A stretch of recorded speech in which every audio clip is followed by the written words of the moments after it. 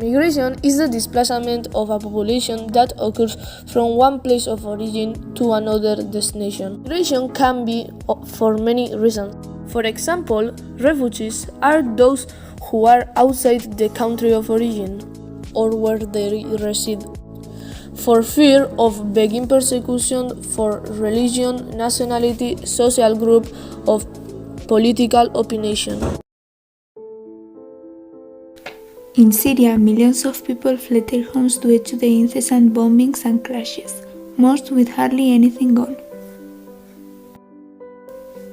Children, the elderly, people with disabilities, men and women with no other option than to flee for their lives.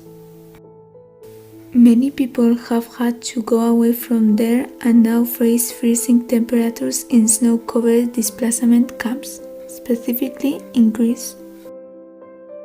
These families are in dire need of emergency supplies because they only fled with the clothes they were wearing. As families continue to move in search of safety and attacks intensify, access to humanitarian aid is difficult, but the biggest problem is undoubtedly violence. Families should not have to choose between dying from the bombs or dying from the cold. Zaporeak is an association that was created in Donostia in 2011, but nowadays they have expanded to all the Basque Country. This association has collected many things in different places for the refugees. For example, milk, shoes. In these moments, they are helping Syrian refugees that are in Greece. They give them food and clothes.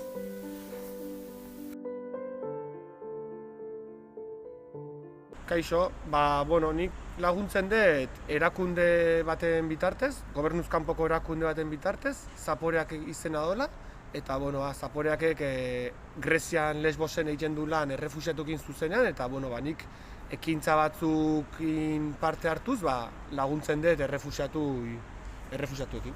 In these associations are approximately 150 volunteers who help these refugees and who make them food every day. 2019 udan lako ekintza baten bat nahi nunin kanpon, atzerrin, eta hasi nintzen pixkat informatzen, zeinekin nahi nun lagundu eta zer nahi nunin, eta Zaporeakekin topo egin nun, eta gustatu zitzaiten, beraien lana eta beraik zertan ibiltzen ziren, eta horrela hasi nintzen errefuxiatuekin, horrela ezagutu nun. Zaporeaken ekintzak gehienak janari bueltan ibiltzen die, ezta? Normalen ekintzak izaten die esne bilketa bat, o lekale bilketa bat, o dena da janari bueltan, eta aste honetan egin dugu azkeneko bilketa, eta hurrengoa ez dakit noiz izango dan, baino nik uste seitxun ez dakit urte honetan ez, baina hurrengo urte hasieran parten beste bilketa bat egongo da, janari bilketa bat. Nola esan dizuetan bezala, Zaporeakek janarik ematen ditu ez, hango errefuxiatuei, oso pozik ez, oso irrifartsu eta oso ilusio handikin ez, porque azken finen kondiziok ez die gustokok eta janari duin bat ematen asko eskertzen diue, egia esan.